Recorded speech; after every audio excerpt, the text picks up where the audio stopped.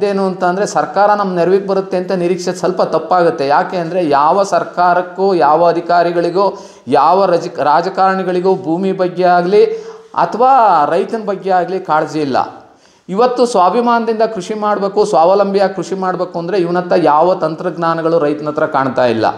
ಎಲ್ಲದಕ್ಕೂ ಕಂಪನಿಯ ಜ್ಞಾನವನ್ನು ವಿಜ್ಞಾನದ ಹೆಸರಿನಲ್ಲಿ ನಂಬಿ ಅಧಿಕಾರಿಗಳಿಂದ, ಜೀವನ ಪರ್ಯಂತ ಮಣ್ಣನ್ನು ಮುಟ್ಟದ ಅಧಿಕಾರಿಗಳಿಂದ ನಾವು ಪಾಠ ಕೇಳ್ತಾ ಇದ್ದೀವಿ. ಈ ಹೋಬಳಿ ಮಟ್ಟದಲ್ಲಾಗಲಿ ಒಂದೇ ಒಂದು ಹಾಸ್ಪಿಟ್ಲ್ ಇರಲಿಲ್ಲ. ಗುಬ್ಬಿನಲ್ಲಿ ತಾಲೂಕ್ ಸೆಂಟ್ರಲ್ ಒಂದು ಹಾಸ್ಪಿಟ್ಲ್ ಇತ್ತು. ಒಬ್ಬ ಡಾಕ್ಟರ್ ಇರೋರು, ಒಬ್ಬರು ಸಿಸ್ಟರ್ ಇರೋರು. ಆದರೂ ಅಲ್ಲಿ ನೊಣ ಹೊಡಿತಾ ಇರೋರು, ಯಾರು ಪೇಷಂಟ್ ಸೇರ್ತಿರ್ಲಿಲ್ಲ. ಇವತ್ತು ತಾಲೂಕ್ ಸೆಂಟ್ರಲ್ಲ, ಹೋಬಳಿ ಸೆಂಟ್ರಲ್ಲ, ಪ್ರತಿ ಗ್ರಾಮ ಪಂಚಾಯತಿಲಿ ಹಾಸ್ಪಿಟ್ಲ್ಗಳಿವೆ, ಎಲ್ಲೂ ಖಾಲಿ ಇಲ್ಲ. ಇದು ನಮ್ಮ ಅಭಿವೃದ್ಧಿನ. 2020ರಲ್ಲಿ ಕರ್ನಾಟಕ ಸರ್ಕಾರ ನನಗೆ ಕನ್ನಡ ರಾಜ್ಯೋತ್ಸವ ಪ್ರಶಸ್ತಿ ಕೊಟ್ಟಿತ್ತು. ಅದು ರಾಜ್ಯೋತ್ಸವ ಪ್ರಶಸ್ತಿ. ಇದು ಗದಗಲ್ಲಿ ಋಷಿ ಕೃಷಿಕರಿಗೆ ಮಹಾಸನ್ಮಾನ ಅಂತ ಗದಗನಲ್ಲಿ ಆರ್ಟ್ ಆಫ್ ಲಿವಿಂಗಿಂದ ಅವರು ಸನ್ಮಾನ ಮಾಡಿದರು.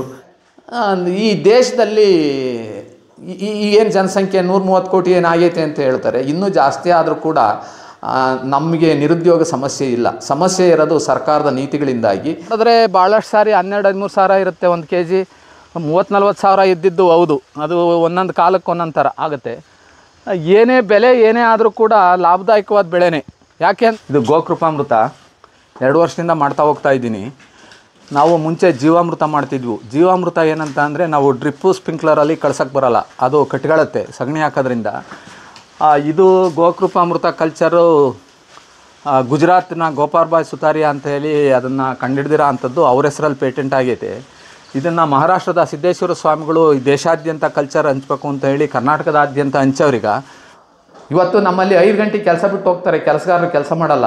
ಈ ತೋಟಗಾರಿಕೆ ಇರೋದ್ರಿಂದ ನಮಗೆ ದುರಾಂಕಾರ ಬಂದೈತಿ, ರೈತನಿಗೂ ಬಂದೈತೆ, ಕೂಲಿಕಾರನಿಗೂ ಬಂದೈತಿ. ಅಲ್ಲಿ ಆ ಕಷ್ಟಗಳನ್ನು ನೋಡಿದ್ರೆ, ಒಂದು ಮಣ್ಣು ಸಹಕರಿಸಲ್ಲ, 2ನೇದು ಮಳೆ ಸಹಕರಿಸಲ್ಲ, 3ನೇದು ಬಹುವಾರ್ಷಿಕ ಗಿಡಮರಗಳನ್ನು ಬೆಳೆಸೋಕ್ಕಾಗಲ್ಲ, ಆಹಾರ ಧಾನ್ಯಗಳನ್ನ ಬೆಳೀತಾರೆ, ಅದಕ್ಕೆ ಒಳ್ಳೆ ಬೆಲೆ ಇಲ್ಲ.